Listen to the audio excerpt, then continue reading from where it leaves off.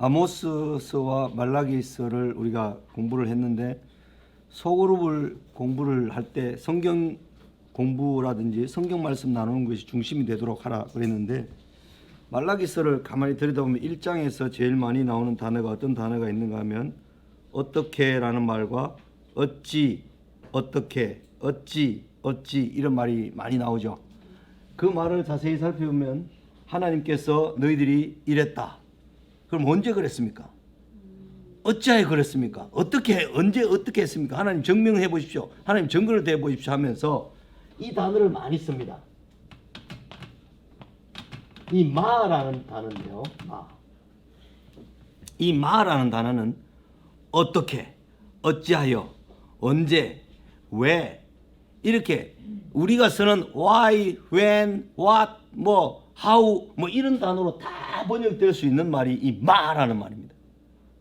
하나님께서 너희가 1장 1절에 보면 내가 너희를 사랑하였노라 이렇게 말하니까 너희는 말하기를 어떻게 우리를 사랑했나이까? 어떻게? 언제 우리를 사랑했나이까? 이런 말을 쓰면서 다 어떻게? 그 다음에 6절 같은 데 보면 내가 아버지일진데 나를 공경함이 어디 있느냐? 내가 주인일진데 나를 두려움이 어디 있느냐 하니까 어떻게 주의 이름을 멸시하였나이까? 하나님께 어떻게 이렇게 사대질하는 거죠? 그 다음에 나의 제단에 더러운 떡을 드리고도 말하기를 우리가 어떻게 주를 더럽혔나이까? 이게 완전히 오리발이죠. 오리발. 전부 다 이게 똑같은 단어로 쓰입니다. 어찌라는 말 이런 거. 그 다음에 어떻게 이런 말들이 다 똑같은 이 마라는 단어가 엄청 많이 나와요. 이 단어가 다 똑같은 단어로 쓰여지는데 그것은 인간이 얼마나 극악무도하게 폐역하게 되어버렸는가. 그런 가운데서 하나님은 하나님의 언약의 사자를 보내고 선지자 엘리야를 보내고 이렇게 말씀을 하셔서 반드시 내가 돌이키고 내가 회복시키고 내가 바르게 할 것이다. 책망하고 내가 바르게 할 것이다. 이렇게 하나님의 강한 의지가 들어있는 책이 이제 이 말라기서죠. 그런데 성경에 이제 우리가 소그룹을 예를 들자면 10부장, 100부장, 1000부장 이런 저것도 있고요. 그다음에 예수님이 제자들 중에 4명씩 하는 세 그룹이 있었다 하는 이야기를 우리가 많이 들었습니다. 저 시간부터. 소그룹을 하는 데 있어서 어떤 문제가 난제가 있을까? 어려움이 뭐가 있을까 하는 거죠. 그리 쉬운 것은 아닙니다. 그러나 할 수 없는 사람은 아무도 없습니다. 다 할 수 있다는 말이죠. 소그룹은 적어도 남자는 남자를 인도하는 게 좋고 여자는 여자를 인도하는 게 좋습니다. 성에 따라서 남성은 남성에게 여성은 여성에게 그렇게 소그룹을 리더하는 모임을 하는 것이 좋습니다. 그렇지 않으면 이제 오해가 될 수 있고 오해를 불러 살 수 있는 분위기라든지 상황이 될 수 있기 때문에 절대로 자매가 형제를 인도하려고 형제가 자매를 인도하려고 전도된 사람을 내게 맡겨주십시오. 그렇게 하는 것은 허락할 수도 없고 안 되는 일입니다. 좋지 않은 모습이죠.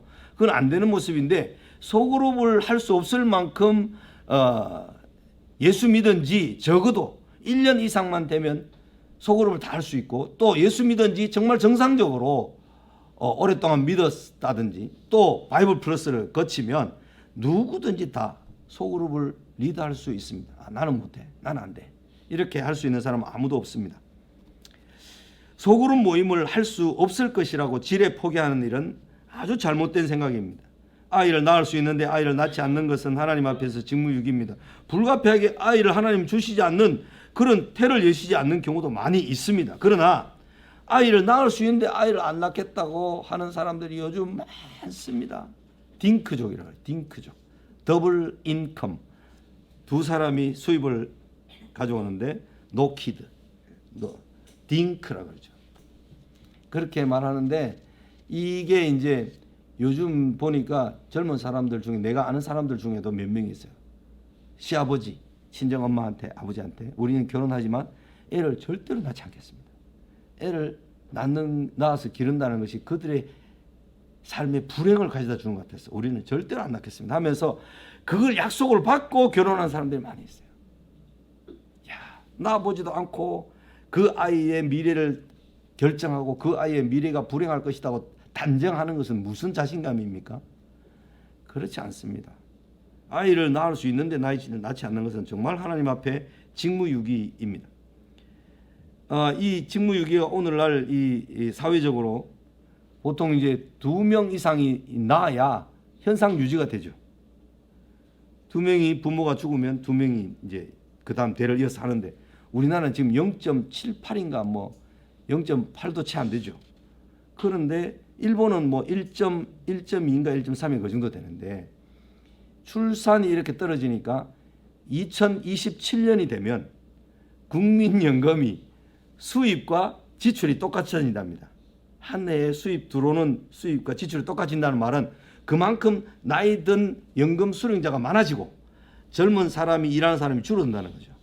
이렇게 되면 이게 나중에 역전되면 수령액은 많아지고 연금으로 거치는 돈은 적어지고 이렇게 하다 보면 잠식이 되죠. 잠식이 돼가지고 나중에는 제로 이렇게 가는 수가 뭐 2050년이니 2070년이니 이렇게 이야기를 하는데 이것은 너희가 땅에서 번성하고 생육하라 하는 것에 정면으로 위배되는 거예요.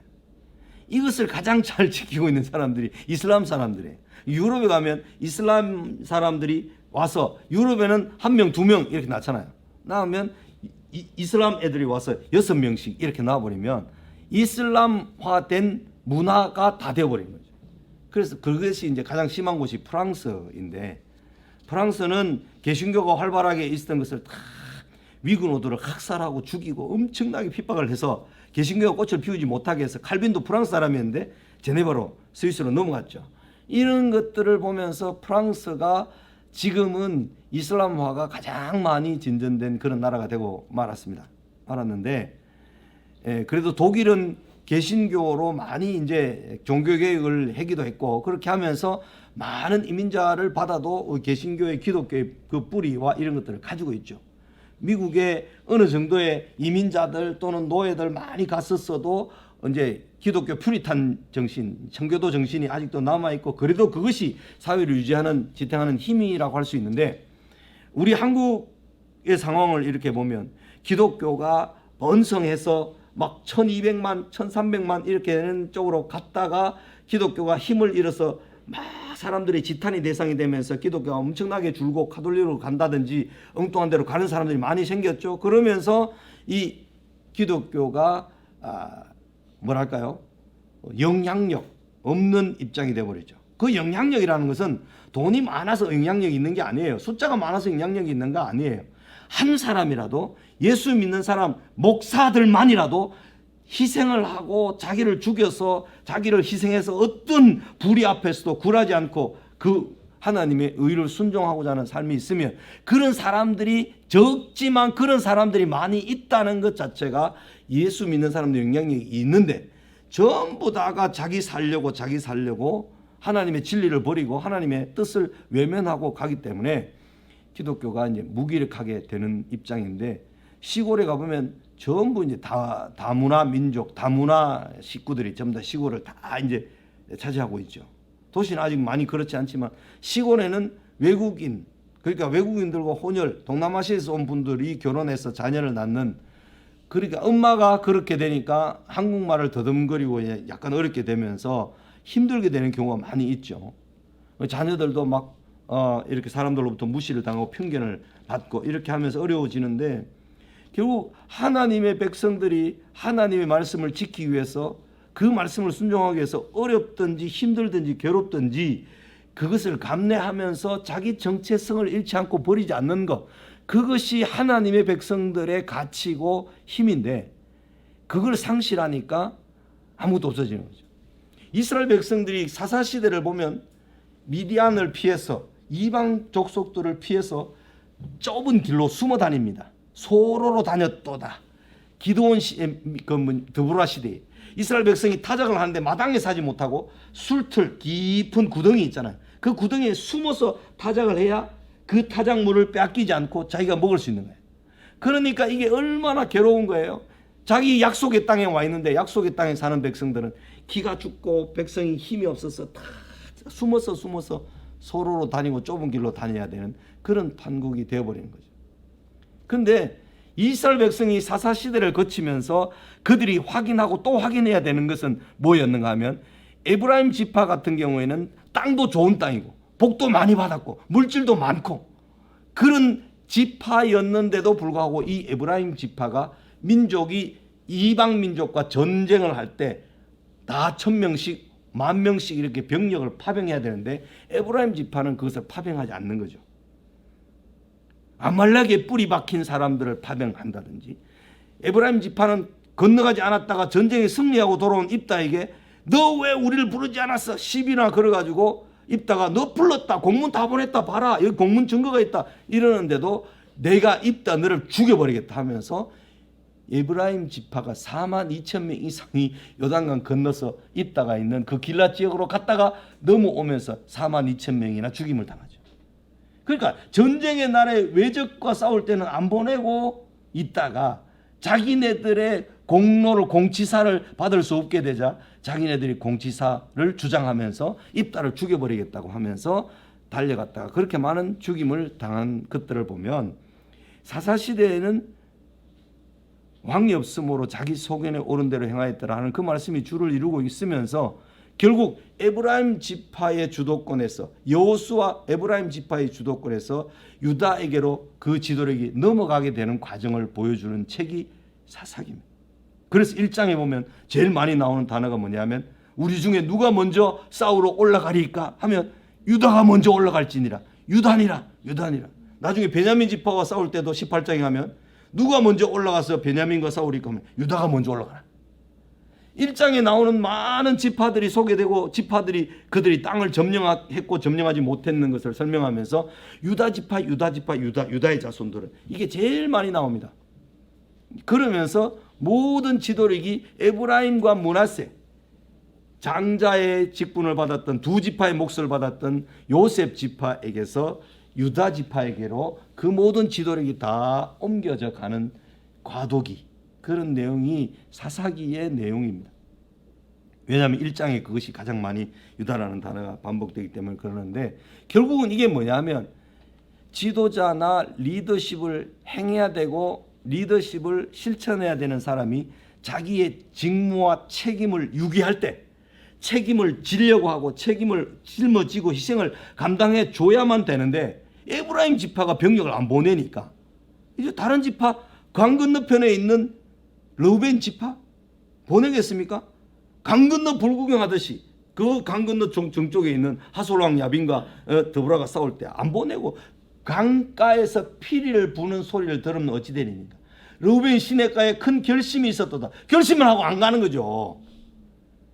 이런 현상들이 있다가 보니까 시편 78편 역사시에서는 에브라임을 버리시고 유다 지파 시온을 택하시고 그런 말씀들이 이어지는데 결국 그것은 뭐냐면 책임을 가지고 있는 사람이 그 책임을 감당해 주지 않을 때 그 공동체는 무너지게 돼 있고 그 공동체는 망할 수밖에 없다는 거죠.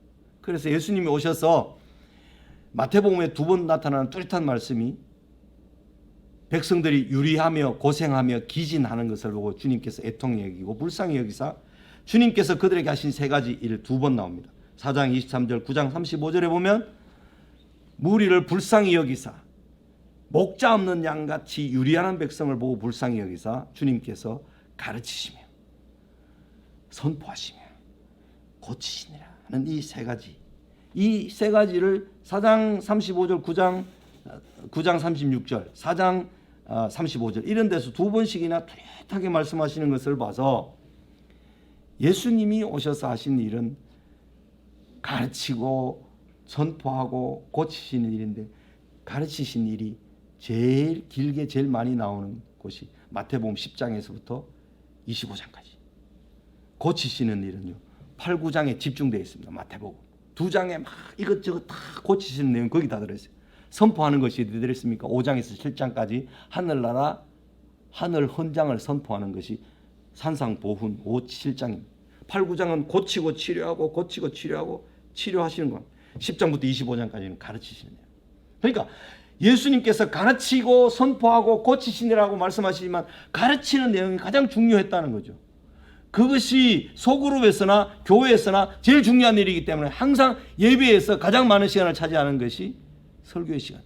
설교 시간 졸아버리고 설교가 무슨 말씀을 했는지 무슨 말을 하는지 행설수설하고 끝나면 그 한 주일 한 주일들이 쌓여서 성도들은 여호와를 알지 못하였고 여호와께 행하신 일도 알지 못하여서 눈에 보이는 바알과 아세라 신을 쫓아가버린 거예요. 사사기 2장 10절에 나오는 내용이 그거예요. 사사시대를 대변하는 한 구절, 사사기 2장 10절. 여호와를 알지 못하고 여호와께 행하신 일을 알지 못하는 그 백성들은 그냥 알지 못하는 채로 남아있는 것이 아니라 어디로 가는가 하면 눈에 보이는 바알과 아세라 신 우상, 보이는 형상을 따라 가버리는 거죠. 눈에 보이는 세상 것이 좋아서 그걸로 가버리는 것이 사사시대의 실패와 몰락이 되는 거죠. 오늘날 교회도 하나님의 말씀을 잘 가르쳐서 하나님이 누구신지, 하나님께서 우리를 위해서 예수 그리스도를 통해서 하신 일이 무엇인지를 제대로 알고 제대로 소화해서 그걸 우리가 간직하지 못하면 사사시대와 같이 되어버려요. 마태복음 1장에서 나오는 말씀 중에 이방 여인들이 많이 나옵니다. 왜? 다윗 왕의 족보로 아브라함에서부터 다윗 왕에게, 다윗 왕에서부터 예수님에게까지 이어지는 이 족보에서 왜 이방 여인들이, 기생도 들어가고요, 라합 같은 시아버지와 관계해서 아들을 낳는 그런 장면도 들어가고요, 그 다음에 이방 여인 룻과 같은 여인도 들어가 있고요. 그렇죠? 우리아 해족 속에 우리아의 아내도 아마 이방인이었을 가능성이 높습니다. 밧세바. 그래서 그 사람들의 이름이 쫙 기록된 것을 보면 그 사람들은 목숨을 걸었고 목숨을 가까이에 있는 시아버지, 그 다음에 시아주버니, 자기 남편 죽는 것을 보았고 목숨을 걸어서 기생 라합이 정탐꾼들을 살려주고, 그런 내용들을 이렇게 보면 다말도 자기 남편 죽었는데 둘째 아들 해서 또 죽었는데 셋째 아들 크면 결혼시켜주겠다 해놓고 컸는데도 안 들여보내주는 거예요. 결혼시켜주지 않아서 이 다말이 자기 시아버지에게 유혹해서 그 동침을 해서 아이를 낳죠. 그러면서 유다가 하는 말이 너가 나보다 옳도다, 너는 나보다 의롭도다, 이렇게 말하는 거죠. 그래서 화형을 시키려고 하다가 화형을 안 시키고 그녀가 낳은 두 아들을 자기 아들로 입적해서 유다의 후손으로 있게 하는 거죠. 그게 이제 무슨 의미냐 하면 바로 이방인이지만 하나님을 모르는 백성이고 말씀이 없는 백성들이지만 하나님의 백성들을 보면서, 내가 하나님의 백성들을 보면서 하나님을 두려워하는 마음이 생겼고 하나님의 백성들로 하나님의 말씀과 약속을 붙들고 살아야 진정 살 수 있겠구나.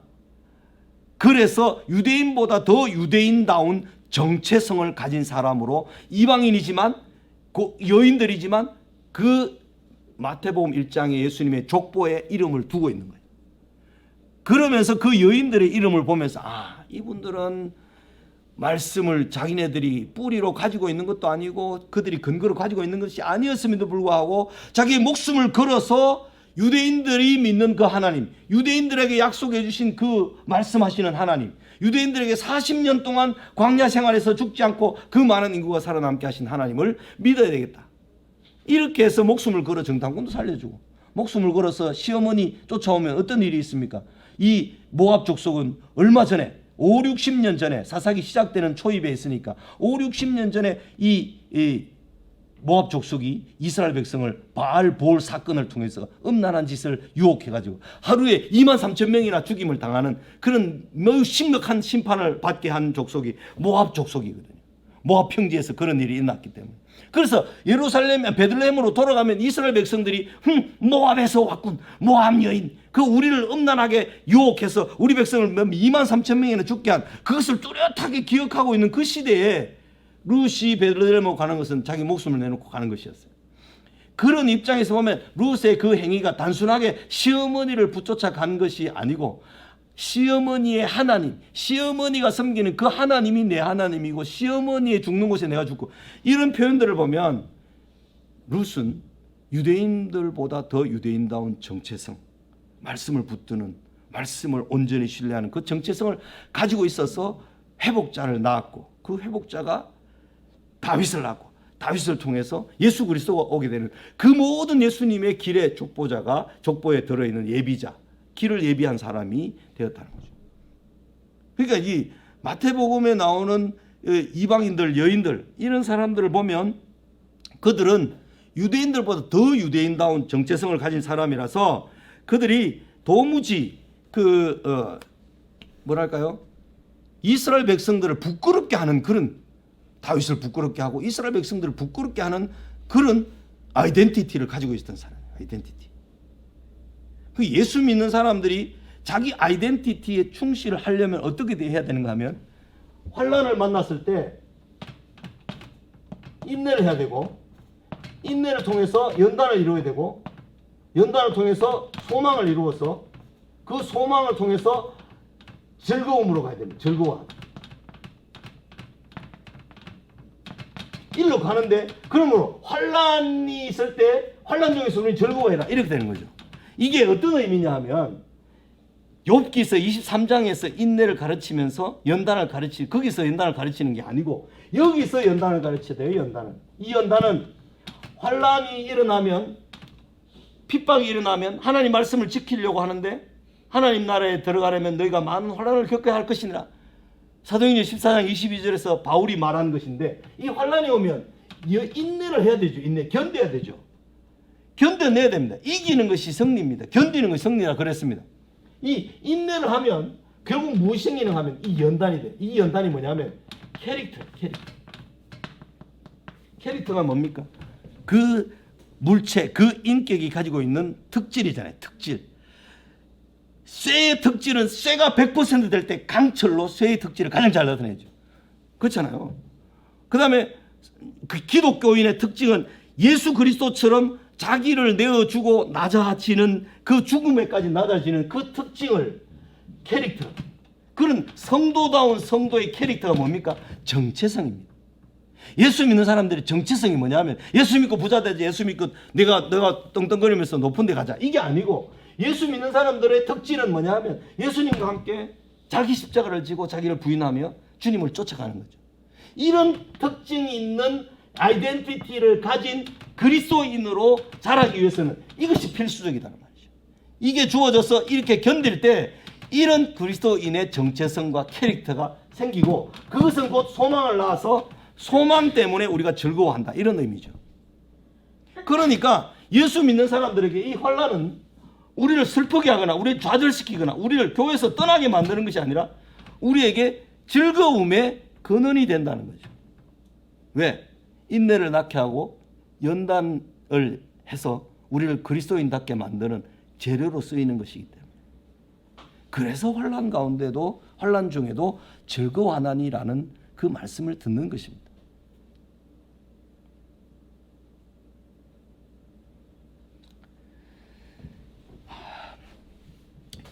시간이 많이 남지 않았는데 소그룹 모임의 난제 해결을 위해서요, 첫 번째, 약속을 계속해서 펑크내는 경우. 이게 이제 민족적인 특성을 가진 사람들이, 필리핀 사람들이 이런 경우가 많습니다. 필리핀에 가서 선교를 하고 복음을 전한다고 영어 사역리 뭐 이런 걸 가지고 막 전도를 해보면 약속을 잘 합니다. 오케이, 예스 해가 항상 영접하고 항상 약속을 잘 하는데 모임에는 안 나타나요. 한 95%가 안 나타나.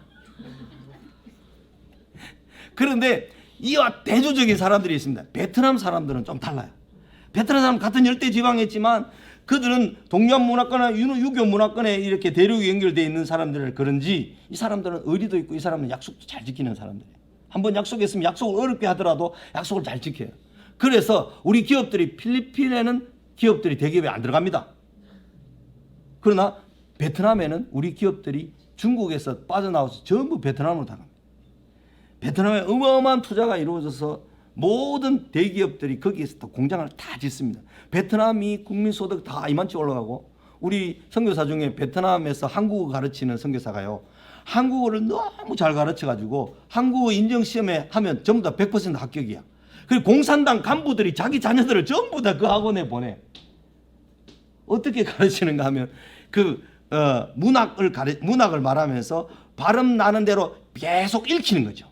읽히면서 이 글은 이렇게 읽는다 하는 것을 읽을 때 그 말을 읽게 함으로 소리 나는 대로, 그래서 그 말이 들리게 하고, 그리고 그 속에서 문화적인 내용에서 배경을 찾게 하고, 문화를 이해하게 하고 이렇게 해서 가르치니까 100% 합격을 해서 이 선교사가 아주 유명하게 큰 학원을까지 하다가 이제 후배들한테 물려주고 이제 지금 한국에 들어와 있어요.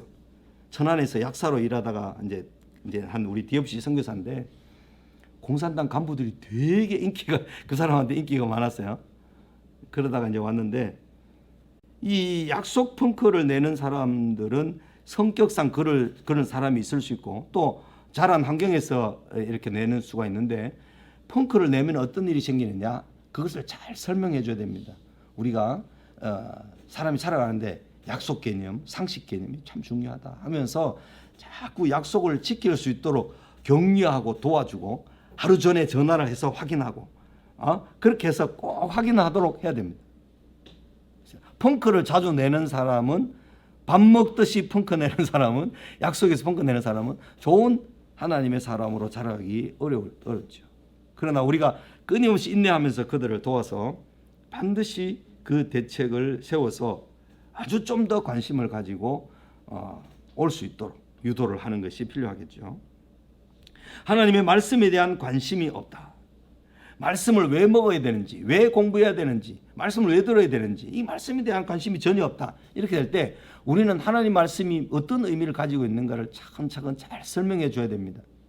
교훈과 하나님의 말씀을 교훈받아 하나님의 길로 가는데 거기에 악이나 죄 가운데 떨어지고 실수했을 때 하나님께서 책망해 주시고 책망한 데서 다시 우리를 바르게 해서 다시 의로 교육한다. 이 말씀이 하나님의 말씀의 의미다. 그래서 우리가 지속적으로 교훈과 빠졌을 때 책망과 바르게 하는 것을 통해서 의로 교육해서 늘 하나님의 길로 가게 하는 것이다. 여기에 한번 턱 빠지면 죄에 빠지면 일로 세상 길로 쭉 달려가는 것이 아니라 거기에서 책망을 받고 하나님 말씀으로 바르게 해서 다시 하나님이 기뻐하시는 삶을 살 때 이 인생은 복된 인생이고 영광스러운 인생이 되는 거죠. 그럼 여기에 빠져서 둥둥 떠내려가면 망하는 길이 되는 거죠. 그래서 예수 믿는 사람들은 끊임없이 이 일을 반복하지만 반복하는 가운데 자라죠.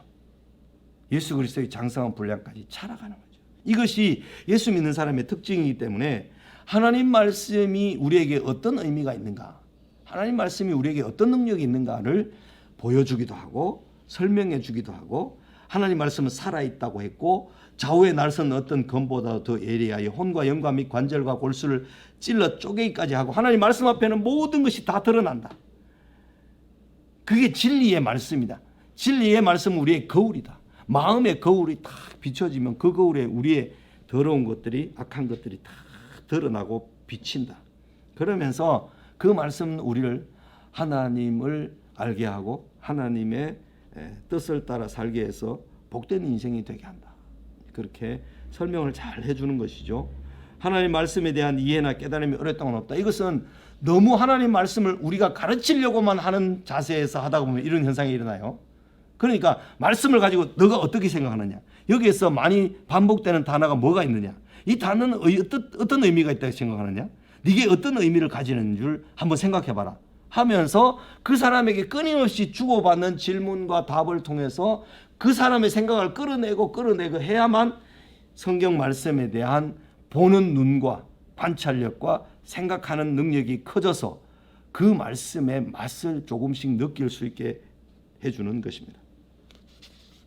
무엇인가 거부감이 있다. 소그룹 모임에서 보기 싫은 사람 맨날 봐야 되는 거부감이 있을 수도 있고요. 나는 이 사람하고 절대로 성경 공부하고 싶지 않다. 나는 새로운 지도자를 보내달라. 이런데도 계속 그 사람이 끌어안고 있다든지 이런 것은 이제 안 좋죠. 그래서 지도력을 다른 사람에게 이양해 주는 것도 필요하고 그런 변경이나 변화들은 민감하게 잘 해야 됩니다. 주님을 따르는 삶에 다 버리고 배와 부모를 버려두고 주님을 쫓았던 베드로 이야기를 공부를 하면 전부 가정을 다 버리고 집을 버리고 부모를 버리고 직장을 버리고 주님을 쫓아야 되는 걸로 겁먹는 경우도 있습니다. 그런 경우를 우리가 잘 이제 도와줘야 되겠죠. All or nothing이 아니다. 전부 아니면 아무것도 없다가 아니다. 그것은 아니다. 이렇게 이제 우리가 잘 가르쳐 줘야 되겠죠. 주님을 따라가는 것은 우선순위의 문제이지 all or nothing, 전부이거나 전무이거나 하는 것이 아니다. 그렇게 가르쳐야 되겠죠. 이제 소그룹에는 잘 오는데 주일 예배에는 못 온다. 혹은 그 반대일 경우, 그죠? 두 모임이 어떤 상호작용을 가지고 있고 두 모임이 어떤 장점과 유익이 있어서 이것에 없는 것이 이것에 있고 이것에 없는 것이 여기에 있다. 이걸 잘 설명해서 두 가지는 반드시 다 필요한 것이다. 그래서 이 두 가지가 제대로 돼야 우리가 정상적으로 예수님 안에서 자라갈 수 있다. 이런 것을 잘 설득을 해줘야 됩니다. 그 소그룹과 대그룹의 역학관계 하는 것을 우리 앞에서 했습니다. 그걸 설명을 잘 해야 되겠죠. 소그룹 구성원들을 위해 리드가 할 수 있는 가장 중요한 일은 인내하는 것입니다. 첫째도 인내, 둘째도 인내, 셋째도 인내입니다. 인내는 사랑을 포함하고 기도를 포함하고 믿음을 포함합니다. 기다림과 인내는 소극적인 행동의 양상이 아니고 매우 적극적인 행동의 양상임을 우리는 예수님의 사역에서 볼 수 있습니다. 예수님 하나님께서는요, 모든 사람이 다 회개하여 구원에 이르는 것을 기다리고 계시느니라. 베드로후서 3장 9절 19절 말씀에 보면 모든 사람이 다 회개하기에 이르기를 내가 기다리고 있다. 우리는 이 소그룹 모임에 대한 이런 여러 가지 짧은 시간을 통해서 강의를 듣기도 하고 토의를 했는데, 짧은 시간에 막 일방적인 강의로 저 강의를 많이 듣다 보니까 약간 토의할 시간이나 이런 시간이 전혀 없는데 불가피한 일입니다. 그래서 여러분이 그걸 잘 이해해 주시고 이런 소모임을 인도할 때 혹시 어려움이나 있으면 저한테 메일이나 또는 카톡을 통해서 질문해 주시거나 이런 어려움이 생겼습니다. 어떻게 하면 좋습니까? 라고 문의를 해 주시면 제가 성의껏 답변을 해드리겠습니다. 한 학기를 마무리하신 여러분들에게 깊은 위로와 칭찬과 감사의 말씀을 드립니다. 네. 기도하겠습니다. 하나님 아버지 감사합니다. 한 학기를 또 이렇게 마무리합니다. 우리가 이 한 학기를 통해서 하나님께로부터 받은 은혜를 잘 간직하게 해주시고 소중하게 우리 마음에 담아서 우리가 앞으로 주님을 따르고 섬기는 모든 일에 잘 쓰이도록 인도해 주시기를 원합니다. 하나님 아버지, 우리는 연약하나 주님은 강하십니다. 우리는 믿음이 없을지라도 주님은 일량 믿으신 분이심을 믿습니다. 우리를 강건하게 붙들어 주셔서 하나님 나라의 영광을 위해서 써 주시옵소서. 감사합니다. 새 학기 우리가 만날 때까지 주님께서 강건하도록 우리를 지키시고 평강의 평강으로 인도하여 주옵소서. 예수님의 이름으로 기도 올려옵나이다. 아멘.